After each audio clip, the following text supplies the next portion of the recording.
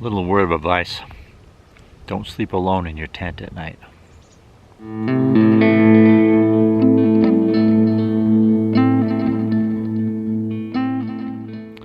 I know, it can get lonely out there, but I have a little bedtime advice for you.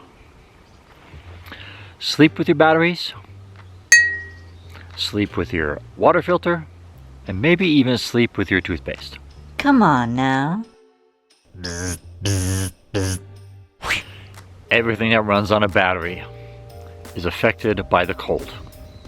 So you should consider keeping your batteries warm. And here's why. Little factoid.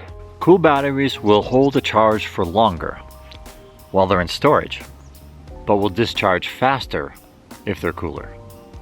Did you ever find your batteries running out faster than you thought they should have when it was cold outside? Well, that's why. Here's a little science. Now, electrical current happens from a battery when you have your positive terminal and your negative terminal connected somehow in a circuit. And what that does is it causes a chemical reaction that allows electrons to flow. And when electrons flow, your stuff works. Now, when you lower that ambient temperature, it causes a slower chemical reaction in the battery. And so it will produce less current. And it eventually reaches a point where it can't produce enough current to power your phone, your flashlight, your GPS device, whatever you're using the batteries for. Now I got links to all the scientific-y stuff right down below. Check it out. So should you sleep with all of your electronic devices? I don't know. I would say that you should sleep with the ones that you're going to use before it gets warmer in the day. So if you're going to wake up and look at your phone for navigation first thing on the trail in the morning, you probably want to sleep with your phone. Or if you think you're going to swap out a battery soon on the trail, you probably want to sleep with those spare batteries.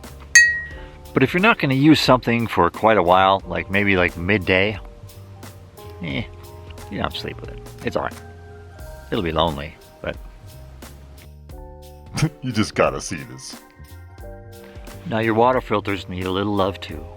Now water filters are sealed devices, meaning that they are intentionally built so that all the water that flows through it has to go through the filter. There's no other cracks or any other ways that water can get through except through the filtering material.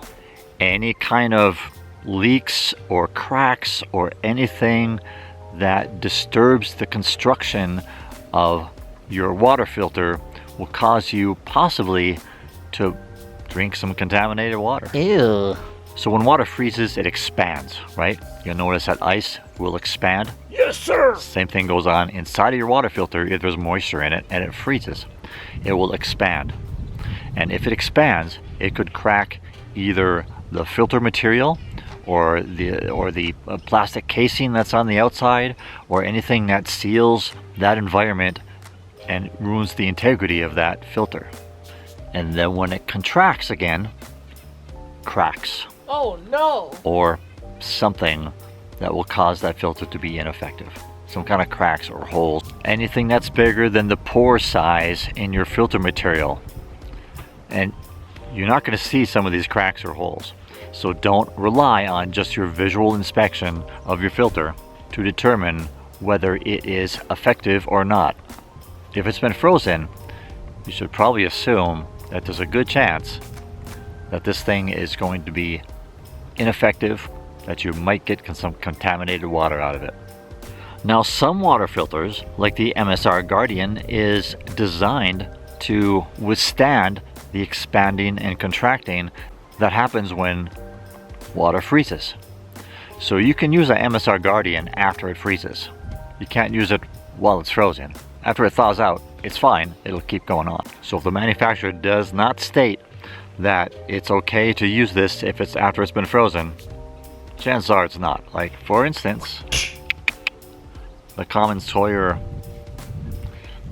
I've known quite a few people who have left this out while they're camping or backpacking, and it got frozen, and so they had to find the nearest store that sold these things and go get another one.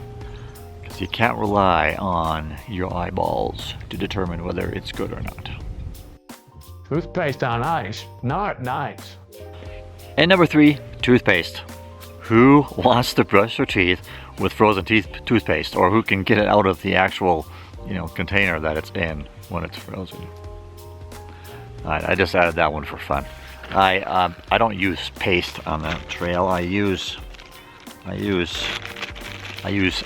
toothpaste tablets, and they're just these little tablet things right there. See, right there. Right there, go. Look at it. There you go. I just use those. They're lighter by a little bit. And if I put them in a little waterproof container, they'll never get wet. And they're very easy. Okay, so take my advice. Don't sleep alone when you're out there backpacking and hiking. Don't do it. And I'm David on Earth. This is my channel.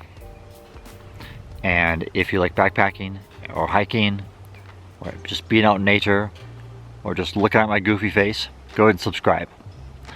Like this video if it did any good for you, if you find it like maybe you'll want to. It helps with the algorithm. But mostly comments down below. Any ideas, any bad stories that you've had because you didn't sleep with your stuff at night. Alright, I'll see you on the trail.